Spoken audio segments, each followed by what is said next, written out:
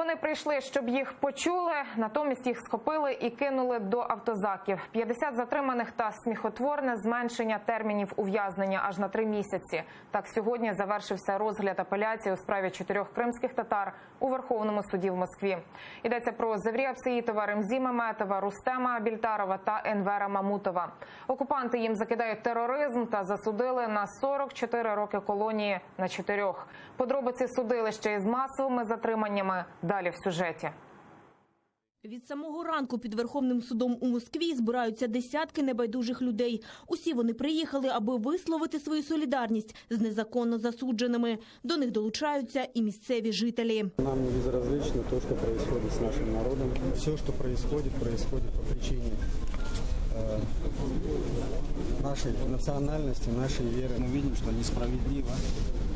Те люди, которые являются, так будем говорить, эталоном мусульман крымских татар, сегодня оказываются за решеткой. То есть мусульмане, которые исповедуют ислам, никогда не будут заниматься терроризмом.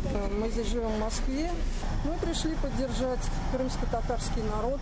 Мы очень хотим, чтобы как можно скорее Крым стал свободным, потому что его превратили в военную базу, в тюрьму народов для коренного населения, для украинцев, таких как Балов, Сенцов. Люди тримають у руках плакати та одягнуті в промовисті футболки з написами «Припиніть репресії у Криму». Московським поліціянтам це не подобається. Плакати убираємо, футболки закриваємо. Як прийшли, так і стоїмо. Плакати убираємо. Після попередження російські правоохоронці починають діяти. Затримують, обшукують та заганяють у автобуси понад 50 активістів. Задержания происходили без проверки документов. Просто подходили, говорите, пройдемте, и их уводили. Куда везут, это тоже не сообщается. Усіх відвозять до райвідділків Москви. По дорозі затримані читають дуа. Аллахумма ансур ман насарад-дін. Аллахумма ансурил ісламі вал муслимін. Тим часом у Верховному суді адвокати кримських татар наполягають на скасуванні вироків, бо їхні підзахисні не терористи. І російська так звана Феміда вироки таки змінює. Символічно скорочує терміни на 3 місяці. Над людьми просто посміялися. На мой взгляд, 3 месяца вычесть из 17 это просто это ничто.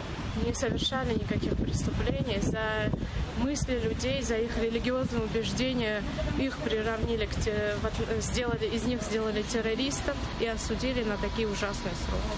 Одразу після засідання адвокати усіх 4 кримських татар заявляють, рішення оскаржуватимуть, але тепер вже у європейських судах. Защита, не сами ребята недовольны данным решением, снизив им на 3 месяца, это просто насмехаются над ребятами.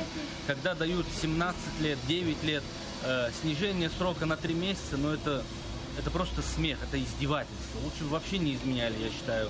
На национальном уровне у нас больше нету эффективных каких-то механизмов, поэтому данное решение, данный приговор мы будем обжаловать в Европейском суде по правам человека. Далі захисники їдуть, аби визволяти тих, кого сьогодні зранку затримали під судом. Наталя Барська, Заман, АТР.